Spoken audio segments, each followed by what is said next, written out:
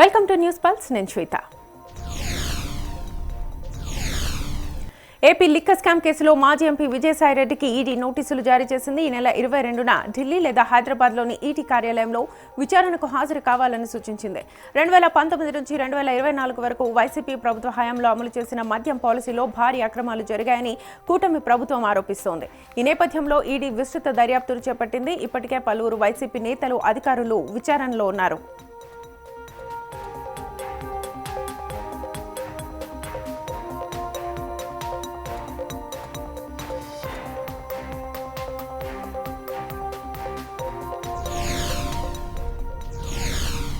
ఆంధ్రప్రదేశ్లో రాజకీయ కక్షలు పెరిగిపోయాయని వైసీపీ ఆరోపిస్తోంది. పల్నాడు జిల్లా పిన్నెల్లికి చెందిన దళిత వైసీపీ కార్యకర్త సాల్మన్ హత్యకు నిరసనగా నేడు రాష్ట్ర వ్యాప్తంగా వైసీపీ ఆందోళనలు చేపట్టింది.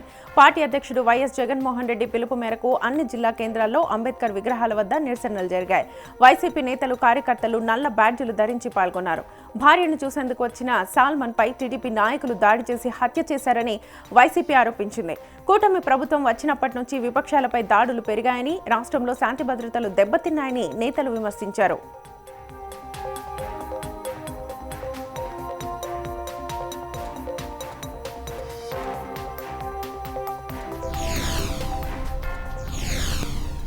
సైబరాబాద్ పోలీస్ కమిషనరేట్ పరిధి తాజాగా మారింది. జీహెచ్ఎంసీలో శివారు ప్రాంతాలుగా ఉన్న 27 మున్సిపాలిటీలను విలీనం చేసిన తర్వాత కొత్త జోన్లకు అనుగుణంగా పోలీస్ కమిషనరేట్ల పరిధులను తిరిగి నిర్ణయించారు. ఈ మార్పులకు అనుగుణంగా సైబరాబాద్ పోలీస్ కమిషనరేట్ వెబ్సైట్ను కూడా నవీకరించారు. పునర్విభజనతో సైబరాబాద్ కమిషనరేట్ విస్తీర్ణం సగానికి తగ్గింది. గతంలో 5 జోన్లు, 44 పోలీస్ స్టేషన్లు ఉండగా ఇప్పుడు 3 జోన్లు, 7 ఏసీపీ డివిజన్లు, 23 లా అండ్ ఆర్డర్ పోలీస్ స్టేషన్స్తో కొత్తగా ఏర్పాటు చేశారు. ఈ మార్పులు పరిపాలనను మరింత సమర్థవంతంగా చేయడానికి ఉపయోగపడనున్నాయి.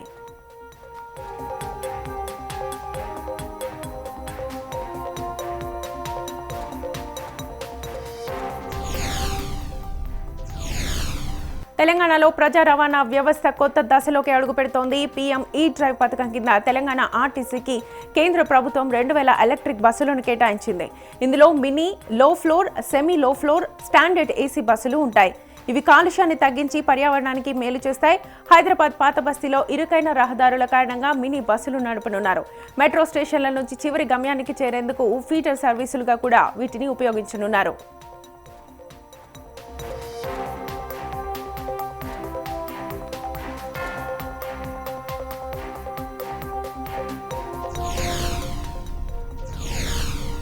ముంబై, పుణె నగరాల్లో బీజేపీకి భారీ విజయం లభించింది. 3 దశాబ్దాలుగా కొనసాగిన అవిభక్త శివసేన ఆధిపత్యానికి బృహన్ ముంబై మున్సిపల్ కార్పొరేషన్ ఎన్నికల్లో ముగింపు పలికింది. ఈ ఎన్నికల్లో బీజేపీ అతిపెద్ద పార్టీగా అవతరించింది. అలాగే పుణెలో శరద్ పవార్, అజిత్ పవార్ నేతృత్వంలోని ఎన్సీపీ వర్గాల కూటమిని ఓడించి విజయం సాధించింది. ముంబైతో పాటు మొత్తం 29 మున్సిపల్ కార్పొరేషన్లకు ఈ నెల 15న ఎన్నికలు జరిగాయి. వీటిలో 25 కార్పొరేషన్లో మహాయుతి కూటమి అధికారంలోకి వస్తుందని సీఎం దేవేంద్ర ఫడ్నవీస్ ధీమా వ్యక్తం చేశారు.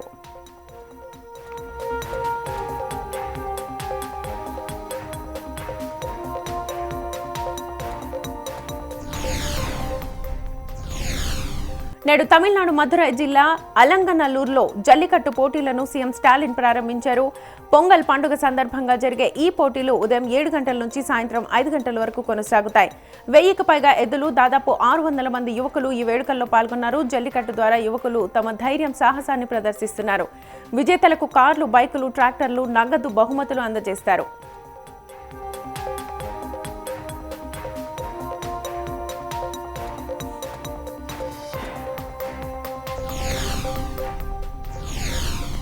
జాతీయ రహదారులపై వెళ్లే వాహనదారులకు అలర్ట్. ఏప్రిల్ 1వ తేదీ నుంచి జాతీయ రహదారిపై టోల్ ప్లాజాల్లో నగదు చెల్లింపులను కేంద్ర రోడ్డు రవాణా, రహదారుల శాఖ నిలిపివేయనుంది.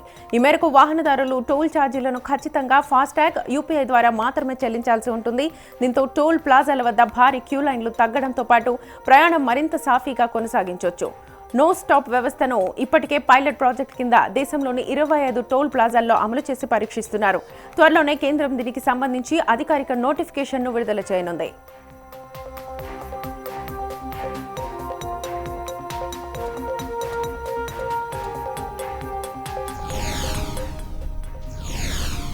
మూడు వన్డేల సిరీస్లో భారత్, న్యూజిలాండ్ జట్లు చెరో మ్యాచ్ గెలిచి 1-1 తేడాతో సమంగా ఉన్నాయి. రేపు మధ్యప్రదేశ్లోని ఇండోర్ వేదికగా నిర్ణయాత్మక 3వ వన్డే మ్యాచ్ జరగనుంది. ఈ కీలక మ్యాచ్కు ముందు టీమిండియా స్టార్ ఆటగాడు విరాట్ కోహ్లీ, స్పిన్నర్స్ కుల్దీప్ యాదవ్ ఉజ్జయినిలో ప్రసిద్ధ మహాకాళేశ్వర ఆలయాన్ని దర్శించారు.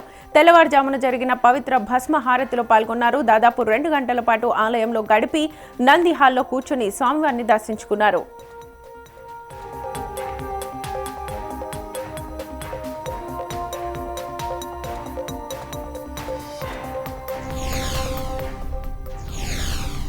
ఇరాన్లో ప్రభుత్వ వ్యతిరేక ఆందోళనల్లో అరెస్టైన 800 మందికి విధించాల్సిన ఉరిశిక్షలను ఇరాన్ ప్రభుత్వం రద్దు చేసింది. అమెరికా అధ్యక్షుడు డొనాల్డ్ ట్రంప్ ఈ నిర్ణయాన్ని గౌరవిస్తున్నట్లుగా తెలిపారు. పశ్చిమాసియాలో ఉద్రిక్త పరిస్థితులు కొనసాగుతున్న నేపథ్యంలో ట్రంప్ వ్యాఖ్యలు అంతర్జాతీయంగా చర్చనీయాంశమయ్యాయి. శుక్రవారం వైట్ హౌస్లో మీడియాతో మాట్లాడుతూ ఇరాన్లో నిన్న 800 మందికి పైగా ఉరివేయాల్సి ఉండగా ఆ శిక్షలను రద్దు చేశారు. ఈ వ్యాఖ్యలు ఇరాన్ పరిస్థితులపై మరింత ఆసక్తిని రేకెత్తించాయి.